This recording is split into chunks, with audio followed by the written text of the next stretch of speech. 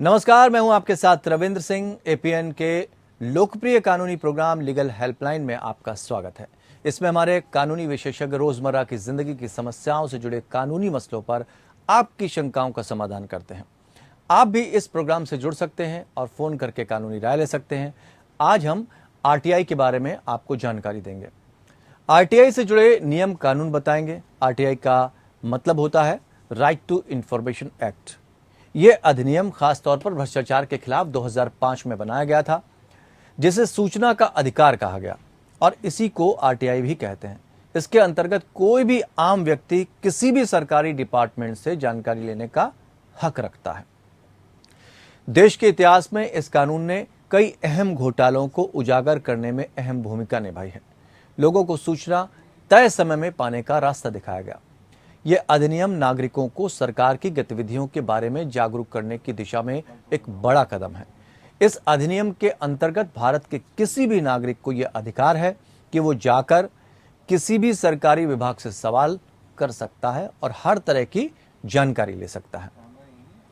सूचना का अधिकार अधिनियम 2005 सरकारी सूचना के लिए नागरिकों के अनुरोध पर समयबद्ध रूप से उत्तर देने का आदेश करता है। इस कानून के तहत प्रत्येक सरकारी विभाग में जन अथवा लोक सूचना अधिकारी के पद का प्रावधान है। आरटीआई आवेदन इनके पास जमा करना होता है। इसके लिए नागरिक को सरकारी संस्थान जाकर बस एक आवेदन देना होता है और आवेदन देने के बाद उसका जवाब उस संस्थान को 30 दिनों के भीतर देना होता है। इस तरह ये देश में बढ़ रहे भ्रष्टाचार के खिलाफ आम जनता के पास एक बड़ा कारगर हथियार है, जिसका उपयोग कर वो अपने हक की मांग कर सकता है। तो ये तो थी आरटीआई से जुड़ी बुनियादी जानकारियां। आज आरटीआई के नियमों के बारे में जानकारी देने के लिए हमारे साथ कानूनी विशेषज्ञ के तौर पर अधिवक्ता विद्योत्मा झा जी मौजूद हैं। विद्योत्मा जी, बहुत बहुत स्वागत है आपका। तो आपको विषय से जुड़े तमाम कानूनी पहलुओं की आप जानकारी देंगे। अगर आपको कोई सवाल लगता है कि पूछना है, आपकी कोई क्वेरी है, तो आप फोन कर राय ले सकते हैं विद्योत्मा जी से। फोन नंबर फटाफट नोट कर लीजिए, कागज और कलम उठाइए। हमारे फोन नंबर है 01206127 दूसरा नंबर है 01206127 आरटीआई से जुड़ी कानूनी जानकारियां आप हासिल कर सकते हैं और सारे सवालों का जवाब देने के लिए विद्योत्मा जी हमारे साथ मौजूद हैं। विद्योत्मा जी, चूंकि हमने तो थोड़ी बहुत जानकारी दी है आरटीआई को लेकर, मैं चाहूंगा कि आप हमारे दर्शकों को कंप्लीट जानकारी दें कि आरटीआई की शुरुआत आखिर क्यों की गई और कौन इसे फाइल कर सकता है। आरटीआई से पहले हमें ये जानना चाहिए कि इंफॉर्मेशन क्या है, क्योंकि जब हम इंफॉर्मेशन लेने जाते हैं तो पहले नेचर ऑफ इंफॉर्मेशन पता होना जरूरी है। तो जो भी हम पब्लिक अथॉरिटी या किसी गवर्नमेंट बॉडी से सीख करते हैं इंफॉर्मेशन, उसके अंदर कुछ चीजें आती है। जैसे हम कुछ लिमिटेड चीजें ही, अब हम कुछ भी नहीं डिमांड कर सकते हैं। एक सर्टेन डॉक्यूमेंट हो जो बहुत आपकी किसी भी वजह से आपके लिए बहुत इम्पोर्टेंट है, रिकॉर्ड्स हैं, memos, email, circulars, orders, log book, electronic form में हो, जैसे भी सैंपल्स हो, इन चीजों के लिए आप इंफॉर्मेशन ले सकते हैं। और इसकी शुरुआत इसलिए की गई थी, हमारे गवर्नमेंट ऑफ इंडिया ने इसको इसलिए इंट्रोड्यूस किया था कि वो एक करप्शन फ्री इंडिया चाहते हैं और इसलिए चाहते थे कि हर लेवल पे अकाउंटेबिलिटी हो, सिटीजन को उतना एक्सेस हो कि वो इंफॉर्मेशन ले सके और उनको इंफॉर्मेशन दी जानी चाहिए। उनको हमारे यहाँ पे इसको एक तरह से फंडामेंटल राइट माना जाता है, freedom of speech and expression को। तो इसके तहत ही ये आता है कि हमारे पास इंफॉर्मेशन भी होना चाहिए। उसके लिए एक समय सीमा भी दी गई है। लेकिन हाँ, कुछ जैसे कभी सेफ्टी सिक्योरिटी की बात हो, कोई कमर्शियल ऐसा हमारा ट्रेड सीक्रेट हो, कोई भी जिस तरह से हमारी कंट्री के कुछ खास सीक्रेट्स होते हैं या किसी ऑर्गेनाइजेशन में पॉसिबल नहीं है कि हम अपने इंफॉर्मेशन को इस तरह से लोगों को दे सके, तो वहां पर कुछ रिस्ट्रिक्शन है। अदरवाइज हम इंफॉर्मेशन लेकर हमें जिस भी तरह की इंफॉर्मेशन चाहिए उसके लिए हमें आधिकारिक रूप में हमारा एक्ट, हमारी गवर्नमेंट ऑफ इंडिया हमें उतनी शक्ति देती है। जी बिल्कुल, हमने चूंकि शुरुआत के बारे में भी पूछा और कौन इसे फाइल कर सकता है ये भी हमने आपसे पूछा। साथ ही ये भी हम समझने की कोशिश करते हैं यहाँ पर, ताकि दर्शक पूरी तरह से समझ में उनको आ जाए कि ये है क्या? किन संस्थानों से आरटीआई एक्ट की जानकारी मांगी जा सकती है? कोई भी किसी भी ऑर्गेनाइजेशन सकते हैं, और जैसे कि अभी मेंशन किया था, तो कुछ ऑर्गेनाइजेशन आप नहीं ले सकते जी। कुछ जैसे कि इस तरह की जो हमारे अथॉरिटी से रिलेटेड है, या हमारे सीक्रेट्स हैं, स्ट्रेटेजिक इंटरेस्ट को अफेक्ट करता हो, तो वहां पर इम्यूनिटी है। अदरवाइज आप कोई भी ऑर्गेनाइजेशन या कोई भी इंडिविजुअल जो वो किसी भी यूटिलिटी के किसी भी जो या गवर्नमेंट अथॉरिटी से रिलेटेड हो उससे इंफॉर्मेशन ले सकता है। ठीक है, आप ये भी समझना चाहेंगे क्या निजी संस्थाएं भी आरटीआई एक्ट के दायरे में आती हैं? इनकी भी जानकारियां भी ली जा सकती हैं? जी, निजी संस्थान भी इसके दायरे में आती है, और हमारे यहाँ सिर्फ 22 ऑर्गेनाइजेशन हैं इन टोटल।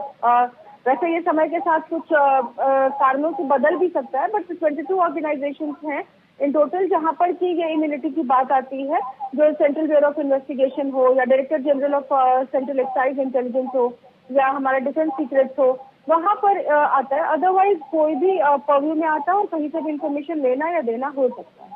बिल्कुल, थोड़ा सा आवाज में आपके, चूंकि आपकी आवाज भी हमें बैक मिल रही है, हम कोशिश कर रहे हैं कि आपकी आवाज को थोड़ा ठीक करा सकें ताकि दर्शकों तक जो जवाब है वो ठीक तरह से पहुंच पाए।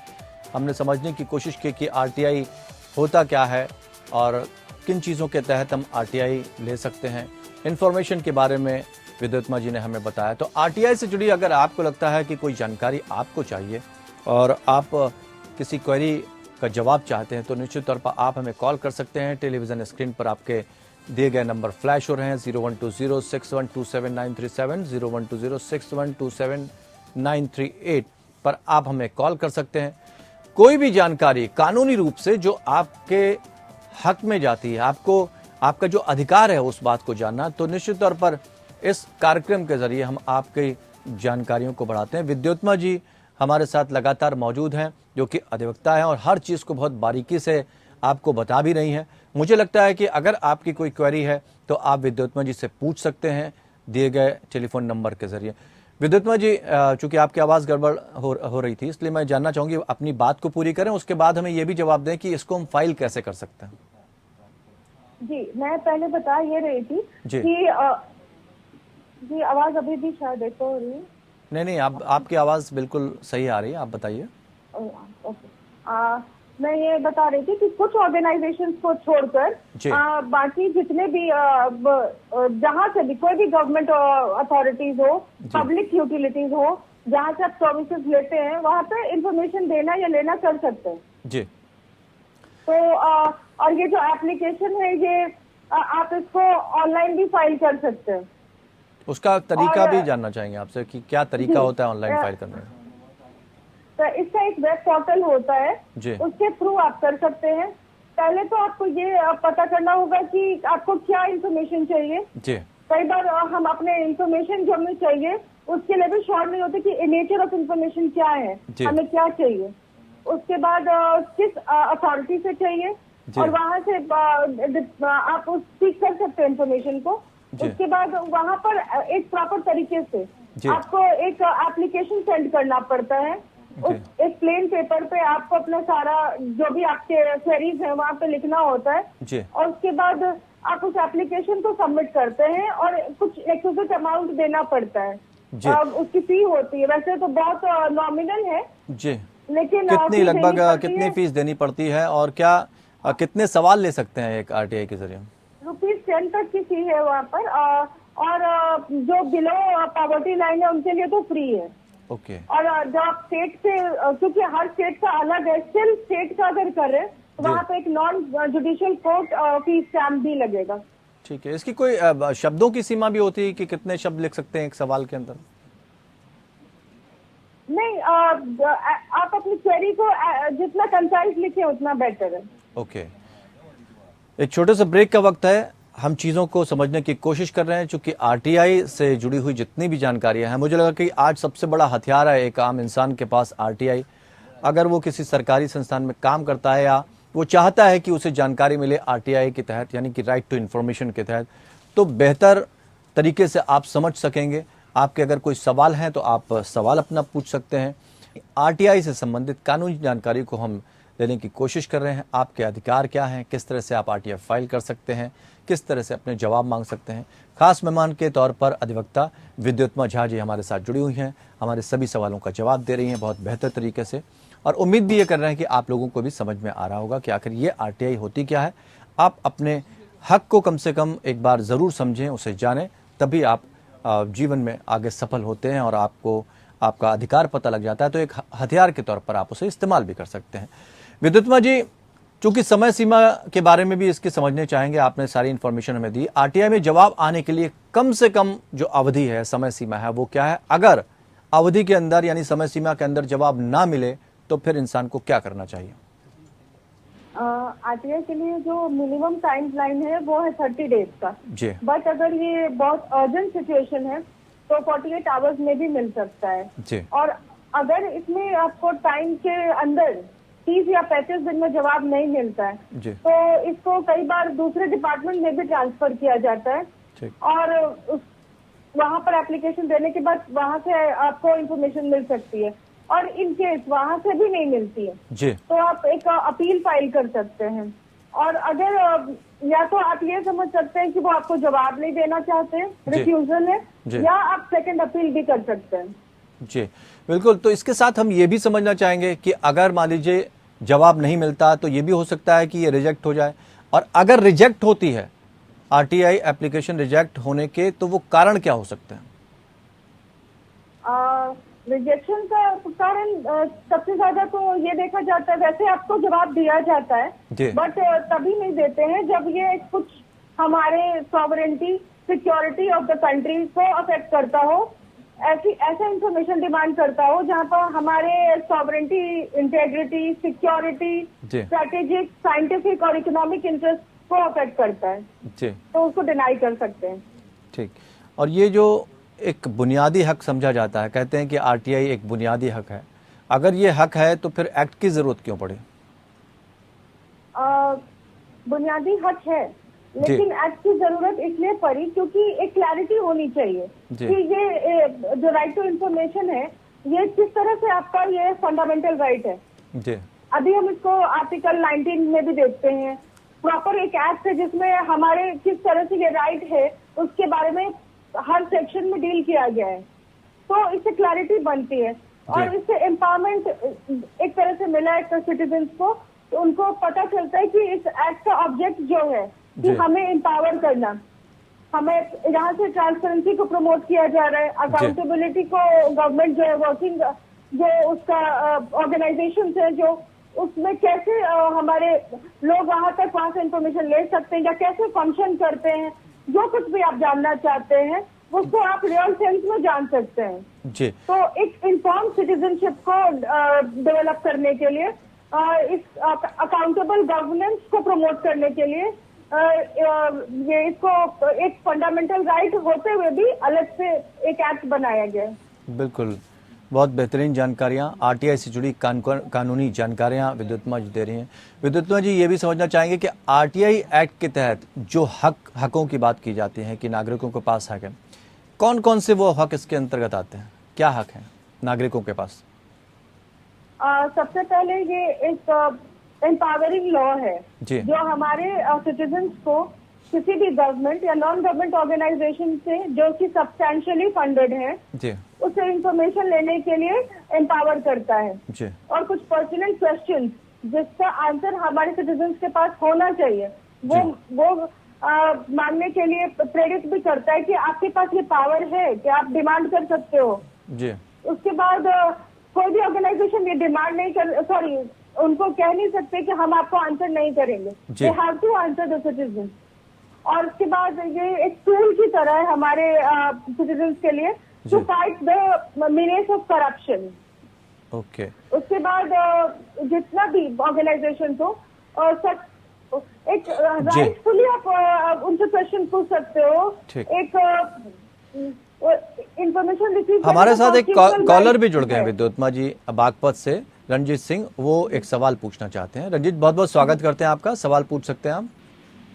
सर, मेरा पूछना ये है कि एक मैंने विजिलेंस में लगाया कि RTI में करप्शन का कोई मुद्दा है जी, उसका पूरा आरटीआई से लेके उधर संस्थान से डिपो लेके सारी इंफॉर्मेशन उसमें लगाया था विजिलेंस में। जी विजिलेंस ने कंसर्न सीबीओ को भेज दिया डिपार्टमेंट में। जी सीबीओ से मैंने बाद में 6 महीने के बाद सीबीओ से इंफॉर्मेशन मांगी। सीबीओ ने मुझे इंफॉर्मेशन ये कह के मना कर दिया कि ये पर्सन आपके प्रीव्यू में नहीं आती और ये इंफॉर्मेशन आपको दी नहीं जाती है। जी अंडर सेक्रेटरी लेवल के एक व्यक्ति ने मुझे लेटर दिया कि आपको ये इंफॉर्मेशन दी नहीं जाती, जबकि वो पब्लिक इंटरेस्ट में इंफॉर्मेशन है, करप्शन का मुद्दा है। जी उसमें क्या हेल्प हो सकती है? बिल्कुल, आप जुड़े रहिए हमारे साथ। विद्युत्मा जी। जी, जैसा कि उन्होंने आपको बताया कि इंफॉर्मेशन नहीं दी जा सकती है, ये अपने आप में एक क्लियर आंसर है कि वो आपको इसलिए रिफ्यूज कर रहे हैं कि कोई ऐसी बात है जो हमारे कंट्री या हमारे स्टेट के किसी भी तरह से सिक्योरिटी को थ्रेट पहुंचा सकता है। तो आपको ऐसा लग रहा है कि पब्लिक इंटरेस्ट का है, बट हो सकता है कि हमारी सिक्योरिटी कहीं अफेक्ट हो रही हो और उसको हम कॉम्प्रोमाइज नहीं कर सकते। चलिए, उम्मीद करते हैं सवाल का जवाब मिल गया होगा उन्हें। विद्युत्मा जी, एक बात और समझना चाहेंगे, चूंकि जब कोई कानून बनता है तो पिछले कानूनों से कुछ टकराव की स्थिति भी बनती है।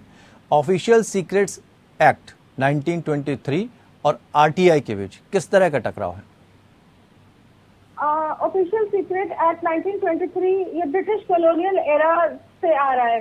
जी पहले गवर्नमेंट में कॉन्फिडेंशियलिटी और सीक्रेसी को प्रमोट किया जाता था कि गवर्नमेंट की वर्किंग जो होगी उसकी कोई भी इंफॉर्मेशन बाहर न जाए। जी अब जो है राइट टू इंफॉर्मेशन एक्ट 2005 के आने के बाद से जैसा कि अभी हम बात कर रहे थे कि हमारे सिटीजन का फंडामेंटल राइट है जी जी कि उनको सारे इंफॉर्मेशन दिए जाए। ठीक, freedom of speech and expression के साथ इंफॉर्मेशन का राइट भी दिया गया है, एसोसिएटेड है।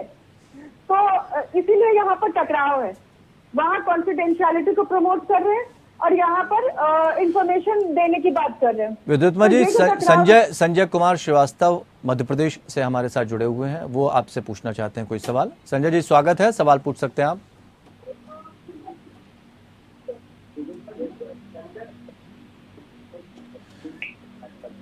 संजय जी, गुजारिश है आपसे, टेलीविजन सेट का वॉल्यूम आप बंद कर दें ताकि हम आपको ठीक तरह से सुन सके, वरना आप टेलीविजन के जरिए हमारी वॉइस सुनेंगे और आपकी वॉइस हम तक आते आते रह जाएगी। जी सर, जी सर। पूछिए सर, सवाल पूछिए।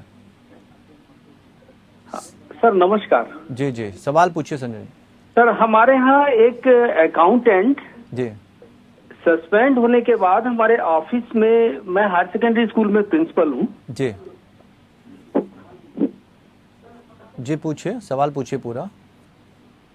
जी, वो सस्पेंड होने के बाद ऑफिस को परेशान करने के लिए कई सारे पुराने रिकॉर्ड मांग रहा है जी और वो रिकॉर्ड हम लोगों के पास अवेलेबल नहीं है, आरटीआई के तहत मांगा है। जी, तो क्या कर सकते हैं आप, ये जानना चाहते हैं? सर, ये बोल रहा हूँ कि अगर हमारे ऑफिस में पूरे रिकॉर्ड ना हो तो उसमें हम क्या कर सकते हैं, उसको क्या लिख करके दें? विद्युत्मा जी।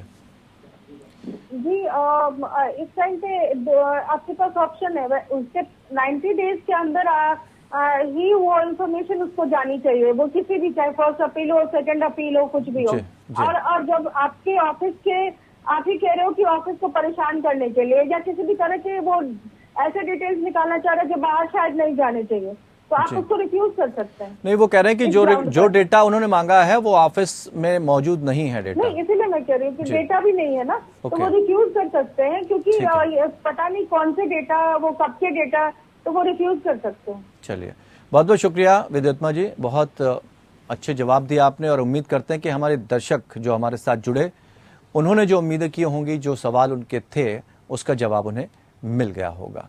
तो फिलहाल इतना ही इस कार्यक्रम में, जुड़े रहिए हमारे साथ।